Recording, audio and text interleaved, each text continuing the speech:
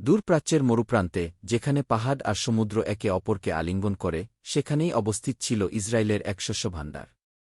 এই অঞ্চলের মানুষ বহুদিন ধরে গর্ব করত তাদের প্রযুক্তি ও শক্তির উপর। কিন্তু তারা ভুলে গিয়েছিল, সত্যিকারের মালিক একমাত্র আল্লাহ। একদিন হঠাৎ করেই আকাশ কালো হয়ে উঠল। বাতাসে আগুনের গন্ধ, গাছপালার চিৎকার আর জনতার আতঙ্কে এক ভয়াবহ পরিবেশ সৃষ্টি হল। দাবানল ছড়িয়ে পড়ল পুরো অঞ্চলে। ঘরবাড়ি, জমি সবকিছু পুড়ে ছাই হয়ে গেল। এই আগুন নিছকই প্রাকৃতিক দুর্যোগ ছিল না। যারা আল্লাহর বিধান অমান্য করে, নিরপরাধ মানুষদের উপর জুলুম করে, যারা পবিত্র ভূমি ফিলিস্তিনে রক্ত ঝরায়, তাদের প্রতি আল্লাহর পক্ষ থেকে এটি একটি সতর্কবার্তা ছিল। মসজিদের মাইকে একজন বৃদ্ধ মুজাজ্জিন ডাক দিলেন, ইয়া উম্মাহ! এই আগুন কেবল গাছ পুড়ায়নি, আমাদের বিবেকও জাগিয়ে তুলেছে।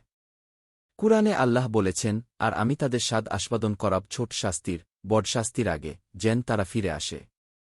সূরা আস-সাজদা ২:১। এই দাবানলের মধ্যেও যারা তওবা করল, আল্লাহ তাদের নিরাপদ রাখলেন।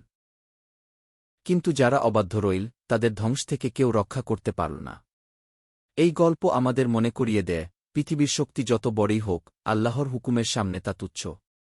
দুনিয়াতে জুলুম করলে, আখেরাতে নয়, এই দুনিয়াতেই আল্লাহ বিচার শুরু করতে পারেন।